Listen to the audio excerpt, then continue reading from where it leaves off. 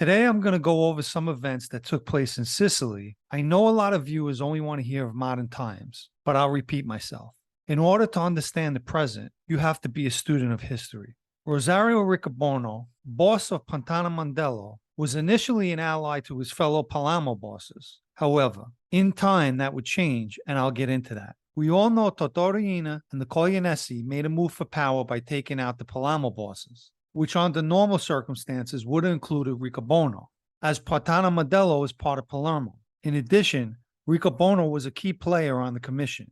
Nevertheless, Riccobono, in his self-preserving effort, switched his allegiance to the Corleonesi. In fact, after Bontante and Inzerillo was killed, it was Riccobono who lured members and family and friends of Bontante and Inzerillo to their deaths. In May of 1981, shortly after the murder of Salvatore Inzerillo, John Gambino traveled to Sicily with Rosario Naimo. They were meeting with Riccobono in a villa on the Mondello mountainside. When they arrived, Gambino explained that he was sent by his boss, Paul Castellano, who was concerned about the recent events and wanted some answers. Gambino also asked Riccobono if anything could be done to save Inzerillo's father, Giuseppe, and the remaining family members who were living in the United States. Riccobono asked Gambino for Giuseppe Inzerillo's phone number. He went to a phone and dialed the number. When he had Inzerillo on the phone, he questioned him about Tommaso Buscetta. It was a well-known fact that the two men were meeting and speaking with one another.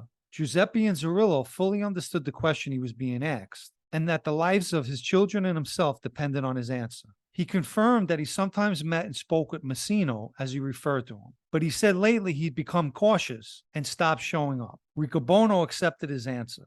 Antonino Sossi, another Palermo boss from Villa Grazia, followed Riccobono's lead and switched his allegiance to the Corleonesi. The problem that Sossi had is years earlier, he was partners in a finance company, with a police captain named Di Carlo. Luciano Ligio attempted to extort Di Carlo, and Di Carlo went to Sossi for help. In turn, Sossi went to speak with Salvatore Greco, the head of the Sicilian Commission. He explained what Ligio was up to and asked Greco to intervene.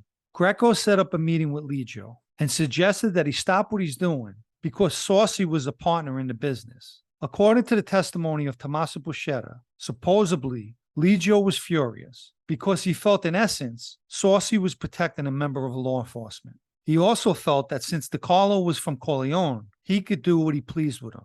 One morning, Antonino Sossi and his son Carlo were leaving their family's citrus grove.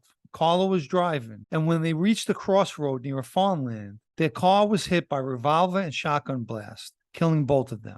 Luciano Ligio never forgot that Sossi went to Greco to intervene. 2 months later, Sossi's cousin Francesco Sossi was also killed in his country house. Ballistics showed the same bullets from a Colt Cobra revolver used to kill Francesco was also used on Antonino and Carlo. Luciano Ligio left no stone unturned.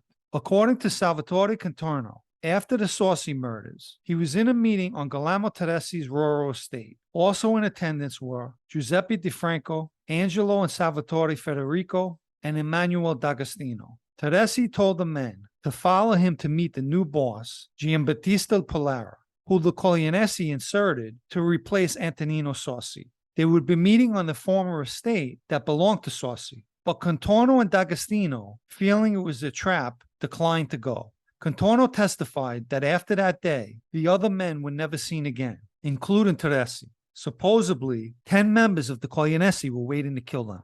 Riccobono, Sossi, and Teresi are only a few examples how the Corleonesi distrusted men that attempted to ingratiate themselves by switching allegiance. The mind frame of the Corleonesi was, if these men can turn on their own, they could turn on us too.